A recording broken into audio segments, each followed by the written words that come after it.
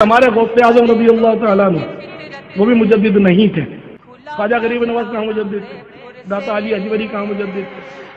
مجدد نہیں ہوں تو مجھے کوئی غم بھی نہیں ہے کہ میرے غوث پاک کو بھی مجدد نہیں کہا گیا. تو ان میں بھی یہ شرائط موجود نہیں تھے. ہر صحابی مجدد نہیں تھا، بلکہ صحابہ کرام میں ایک بھی صحابی مجدد نہیں تھا رضی اللہ تعالیٰ عنہ اجمعین.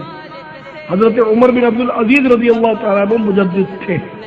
بولو تم مجدد نہیں ہیں، یہ بات تو طے ہے، لیکن غوث پاک مجدد ہیں. بات نہ بنی تو خود کو جوڑ دیا غوث اعظم سے. مجھ کو لوگ مجدد کہتے ہیں. کون کہتے ہیں بے خوف لوگ تم کو مجدد؟ بعض لوگ آپ کو مجدد کہتے ہیں، اس بارے میں آپ کیا فرماتے ہیں؟ مجدد کے لیے کئی شرائط ہیں اور وہ شرائط مجھ میں نہیں پائے جاتے. تو اللہ کی قسم میں مجدد نہیں ہوں.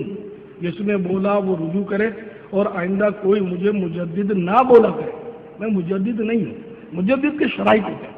جیسے ہمارے غوث اعظم رضی اللہ تعالیٰ عنہ وہ بھی مجدد نہیں تھے. توہین نہیں ہے غوث پاک کی.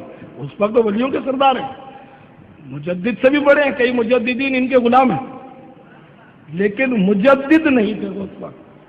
خواجہ غریب نواز کہاں مجدد تھے؟ داتا علی اجوری کہاں مجدد تھے؟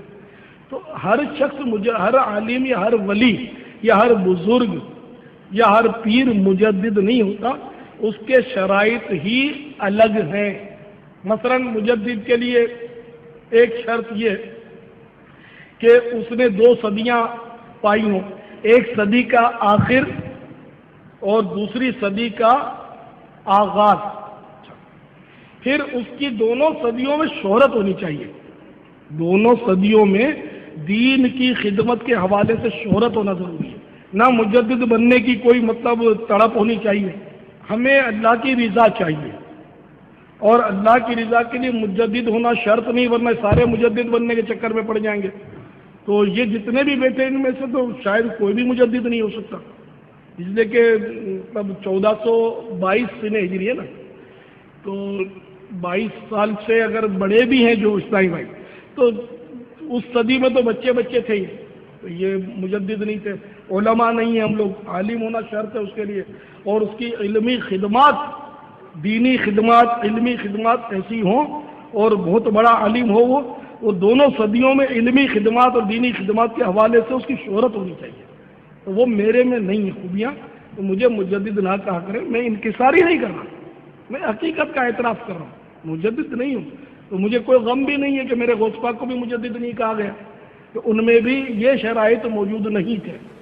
ہر صحابی مجدد نہیں تھا، بلکہ صحابہ کرام میں ایک بھی صحابی مجدد نہیں تھا رضی اللہ تعالیٰ عنہ اجمعین. حضرت عمر بن عبد العزیز رضی اللہ تعالیٰ عنہ مجدد تھے.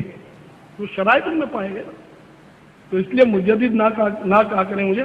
اور عوام جو ہے العوام کل انعام، عوام چوپایوں کی طرح ہوتی ہے. ایک محاورہ ہے، عوام کو اتنے پلے نہیں پڑتا. میری بات سر سے گزر رہی، یار کیا بولنے لگے، مجدد کیا ہوتا ہے. انڈیا میں چلی بات کیا، میری مجدد یہ دیوانے باز بولتے رہتے ہیں. میں بولتا ہوں، منع کرتا ہوں، بس انکساری کرتے ہیں. ان کو پتہ نہیں کہ مجدد بولتے کس کو.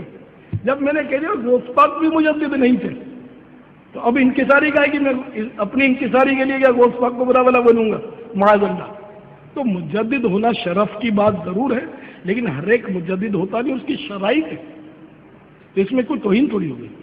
تو اس لیے مطلب میں مجدد نہیں ہوں، اس کے شرائط مجھ میں نہیں پائے جاتے. آئندہ کوئی نہیں مجھے مجدد نہیں کہے گا. واللہ تعالی اعلم ورسولہ. حضور نے جس کو اپنا بیٹا فرمایا ہو، یہ عبد القادر میرا بیٹا ہے. اسی لیے اعلیٰ حضرت فرماتے ہیں، یا رسول اللہ تیری سرکار میں لاتا ہے رضا اس کو شفیع جو میرا غوث ہے اور لاڈلا بیٹا تیرا. انہی غوث اعظم کی آج لوگ جو ہے غوث اعظم کی شان میں بے ادبیاں بھی کرتے ہیں. یہ کہتے ہیں ہم غوث اعظم کے ماننے والے ہیں. ارے کیا ماننے والا ہے؟ غوث اعظم میں وہ کیا کمال نہیں ہے جو نہیں تھا. آپ کمالات کے جامع ہیں. کیونکہ غوث پاک نے فرمایا کہ میں اپنے جد کریم یعنی میرے نانا جان جو ہے رسول پاک علیہ السلام ان کے نقش قدم پر ہوں. تو حضور میں جو خوبیاں ہیں وہ سب خوبیاں غوث پاک میں. وہ نبوت کے جامع ہیں، یہ ولایت کے جامع ہیں. بعض نادان لوگ کہتے ہیں کہ غوث پاک مجدد نہیں تھے. معاذ اللہ، ان سے بڑا مجدد اور کون ہو سکتا ہے؟ یہ مخصوص قسم کی ذہنیت کام کر رہی ہے. ہمارے نوجوان بچے بہک جا رہے ہیں، سوچتے نہیں آگے پیچھے کس کے پیچھے جا رہے ہیں. کولو کے بیل مت بنو، آنکھ بند کر کے پیچھے مت چلو، آنکھیں کھلی رکھو، ذہن تیز رکھو. غوث اعظم دستگیر رضی اللہ تعالیٰ عنہ وہ غوث اعظم ہیں کہ جن کے بارے میں سیدنا جنید بغدادی رضی اللہ تعالیٰ عنہ فرماتے ہیں کہ ایک اپنے مریدوں کے پاس سامنے بیٹھے تھے 200 سال پہلے. غوث اعظم کے تشریف لانے سے 200 سال پہلے، سن ذرا کان کھول کے، 200 سال پہلے سیدنا جنید بغدادی نے اپنے مریدوں کے سامنے کہا، اے لوگو، اے میرے مریدو، بغداد میں ایک اللہ کے ولی پیدا ہوں گے. پیدا ہوں گے سے مراد تشریف لائیں گے، پیدا تو جیلان میں ہوئے آپ. وہ جلوہ فرما ہوں گے اور وہاں کی منبر پر بیٹھ کر اعلان کریں گے کہ میرا قدم تمام اولیاء اللہ کی گردنوں پر ہے.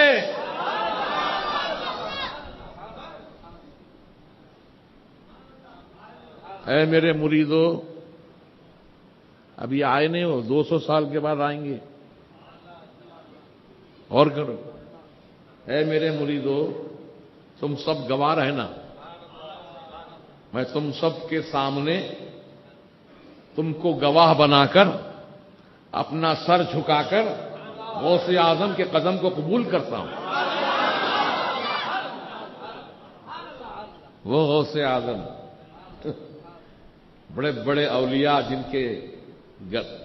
جن کے قدم پاک کو اپنے سر پر قبول کیے ہیں. نالائق لوگ کہتے ہیں وہ مجدد نہیں تھے. ارے تمہارا کیا حشر ہوگا اللہ کو معلوم.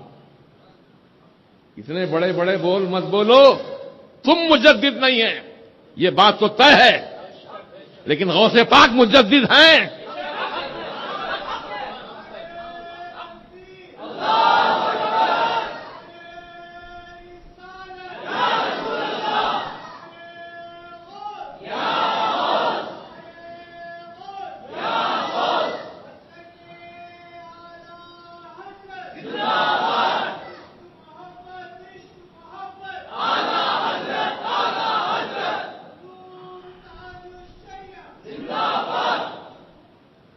اعلی حضرت کا اگر شعر ہی پڑھ لیا ہوتا، سمجھ لیا ہوتا تو یہ اعتراض نہ کرتا.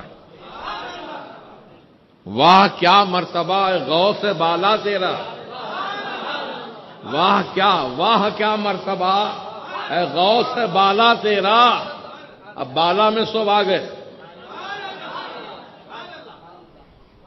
واہ کیا مرتبہ اے غوث بالا تیرا، اونچے اونچوں کے سروں سے ہے قدم آلہ تیرا.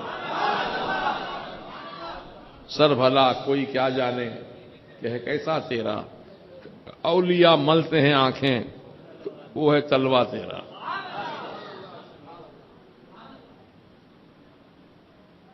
بات نہ بنی تو خود کو جوڑ دیا غوث اعظم سے. مجھ کو لوگ مجدد کہتے ہیں. کون کہتے ہیں؟ بیوقوف لوگ تم کو مجدد. مجدد جو ہیں اللہ تعالی ہر 200 سال کے سرے پر، 100 سال کے سرے پر پیدا فرماتا ہے، اور اس میں تمام علمی صلاحیتیں کوٹ کوٹ کے بھری ہوتی ہیں. مجدد میں ہر سوال کا جواب مجدد کے پاس ہوتا ہے۔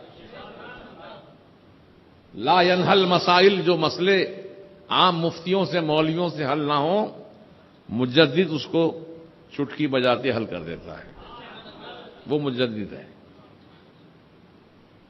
تو غوث اعظم رضی اللہ تعالی عنہ ولی بھی ہیں، قطب بھی ہیں، اور حسنی بھی ہیں، حسینی بھی ہیں، اور مجدد بھی ہیں۔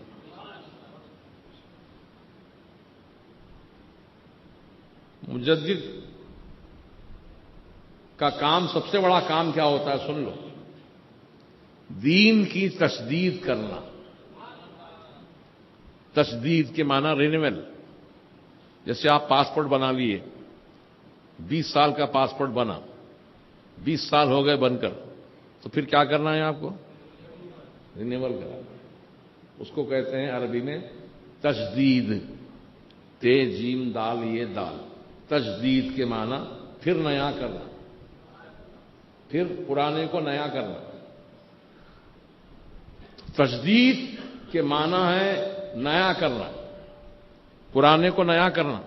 ارے میرے غوث پاک نے تو صرف نئے کو، پرانے کو نئے نہیں کیا، بلکہ میرے غوث پاک نے جو دین مر گیا تھا اس کو زندگی عطا فرمائی ہے۔